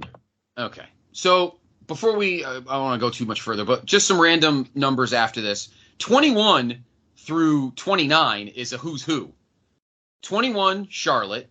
22, Ronda. It'd be her last. Both not been around much. Yep, and Ronda you will never see again. 23, Trinity. That'll go up next year. Yeah, because she was only around. She wasn't around that whole 12 months. Nope. 24, Io. That'll go up. Huge you're jump, ready, 102. I was about to say, you're ready to hear my hot take? I think Io Shirai is the most talented women's wrestler in the world. Sky! Get the copyright right, Boogie. Io Shirai. Sky! She is. But here's the thing about Io. She's been great for a long time. Yeah, she has. I loved her in NXT. Yeah. 25, Tiffany Stratton. She will go up. Biggest jump. Yep. Because she was not ranked prior. How many did you say was athlete. Last year was 200, Scott? Last year was 150. Okay, so I mean, I guess technically up 125. Yeah. 26, I call her the Dolph Ziggler of the women's division, Taya Valkyrie, because she just shows up and wrestles everywhere. I think that's a little high. Yeah, but she just won the NXT women's title off of Becky Lynch. That's... I miss the Shut Up Reach. I really do miss the Shut Up Reach days. 27, Mickie James, probably. I like that. Probably. Yeah, I like that area. I'm glad she was able to get her match that she couldn't get at Bound for Glory the year previous due to injury. I'm glad she got that. 28, current AEW champion Hikaru Shida. Another who's growing on me. Steve knows very well. I was not a fan of her the first time around. I think she's the Bret Hart of the women's division. If you need someone to hold it, give it to her. Yeah. Okay. She is now. The first time around, she was the Bruce Hart of the women's division. Okay. She took some time off, came back with slightly a whole new look, whole new song, a little bit different offense. I think she's a little bit more of herself, like her actual personality now, where she's really gotten into designing her outfits, and they're very unique. Yep. And like when someone's comfortable in their own skin, it shows. Yep. 29, Becky Lynch. Of course, she's been in and out this year. So that's 21 through 29. All names that likely will all go up. Yeah. This coming year. And just kind of. Sorry. Just kind of looking down as we can kind of finish up, like some notable names like Britt Baker down to 36, which makes sense because she hasn't been around as much. Current NWA Women's Champion Kenzie Page is 33. Yeah, she went up. Sayuri, who was number 1 last year, dropped to 37. Wow. Bailey 41. Of course, she wasn't really around the year before. Billy Starks 56. Raquel She's got a bright future. 59. Mercedes Martinez 61. Giselle Shaw 63.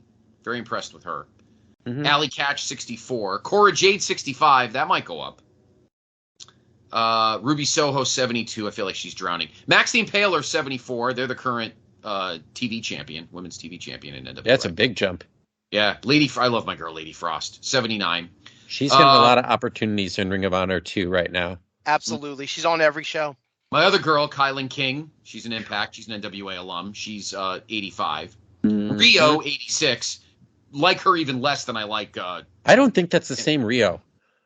I think. You might be right. Maybe it's a spelling. I'm looking. Yeah, she's out of England. It's the I and the H are reversed, and I didn't see our IHO on the list at all. 126. Okay. 126. Okay, so that makes sense. Okay. Killer Kelly, 90. Somebody that I want to pimp again, another one of my NWAs. Wait a second. What? I don't know if that's the correct terminology you want to use when going through this list. What? I don't know if that's the correct terminology you would like to use when going through the women's list. Oh my God, what did I say? Do I have to edit it? No, it's fine. It's fine. Oh, I don't even know what I said. I hate when you do that. 91. A name that I want everyone to keep an eye on because she wrestled Camille back-to-back bangers at the last 2 pay-per-views, and that is Natalia Markova. She is amazing. And she's a real Russian. It's not like a Nikita Koloff thing. She's a real Russian. She's very good. No, she's been doing every NWA show. Yeah, she's been great. Zelina Vega 102. I'm just trying to find names people. Shotzi. You sure wasn't 201 for Zelina Vega? 201, I know. Maddie Rinkowski, she's a NWA worker, 120. Riho is 126. The Riho we know, the one I was mentioning. Boogie's girl, Blair Davenport, 131. She didn't wrestle that much this past year. Piper Niven, I watched her wrestle. Gigi Dolan. It was a nice little hard hitting brawl. Chelsea 150. She'll go up because she spent most of the year in NWA and she didn't wrestle much. Ella Envy, who's one half of the women's tag team champions in NWA, she's 152. So anyway, that's the list. I'm pleased with Camille at 9, and I have 0 issue with Rhea at number 1. I know, of course, everybody's going to piss and moan. Oh, 2 WWE's number 1. Well, you know what? They both earned it. So they both earned it. And the highest AEW is Jamie Hayter. Jamie Hayter, highest, as a resident AEW fanboy, I'll say one that I think will go up, and that's Sky Blue. I think Sky Blue will go up. Yeah, I'm not a big fan of hers. I'm really not. I think, and maybe she's it's small. I've seen her talk too.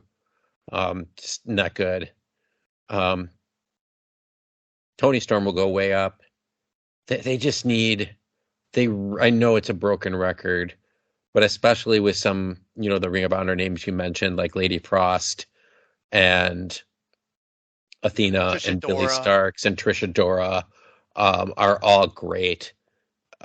It might be time to move some of those up. Get Britt Baker going again, and just kind of refresh things a little bit. I don't know the ratings that well. I don't know if Soraya's doing anything after she debuted and was in England. Steve Willie, are you sure you don't need a head examination? You are out of your mind. Why does AEW need a refreshing? I just saw an episode that had Sting, Ric Flair, and Rob Van Dam. Talk about cleaning the air. Wait, how long do you think it will be before Ric Flair gives little dong shot to Sting? So supposedly he said he's going to be around until because Sting announced he's going to retire in March when Revolution takes place. He's going to retire. Flair said something like he's going to be around for that long. Well, I mean, God willing.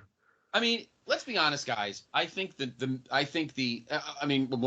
head out the door now, but I think I'm calling it now. We could talk about it throughout the months, but the Sting's actual last match at Revolution will be with Darby Allin. How is it not? Darby Allin will be involved in some way, whether it's and Riche and I talked about this in the AEW. It will either be one-on-one or Darby will be his tag partner. Right. They'll tag one more time. Yeah. So, well, guys, that was fun. I enjoyed. I like the sitting around and just acting like the mic's not on, and I think at times I talk like it isn't. No, it's super fun. In all honesty, it really is. It's just a conversation that we happen to be taping, and it makes me very happy. Boogie, it was good to have you back for another show. We you're always welcome as family here because you are EG. So, guys, check out the show. The AEW pod. Him and the other Mook, who just shows up. He just shows up for catering. It was Riche and I this week. Okay. He wanted cake and he didn't get cake. That's why. No. Steve and I will be doing an episode of Pod of Honor soon. Schedule again. It's just life, Sadly, Steve and I not win Powerball, so we can't just quit life, which would be so great right now. Tired, dude. But we will. Pod of Honor will be back. It's not on hiatus or dead. We just got to find a time to tape the next show. We will be back. Here's an interesting schedule, and we're going to do this, so keep an eye on this. So next month, we will be recording. So the next regular episode will be on Friday, November 10th, and then the following Friday, the 17th, because the following week is Thanksgiving, we're going to do a special episode of Main Event, a quick one where we're just going to preview Full Gear, because it'll be that following Saturday, the 18th. So we're going to do 2 back-to-back episodes of Main Event that week. Friday the 10th will be a regular episode, and then Friday the 17th we will do just a Full Gear preview. Boogie, you'll be back for that. So, and we'll preview and pick our winners and pick the matches for the Fabulous Forum, baby, the home of Showtime.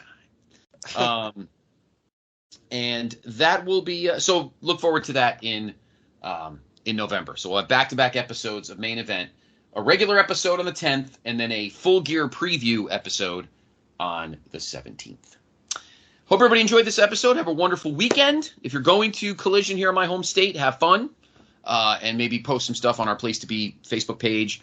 Of course, check out all the feeds on the Quad of Pods. Here, the beloved OG, the PTB Wrestling Network, the No-So. Within that, the Jenny Position, and of course, the PTB Pop Experience.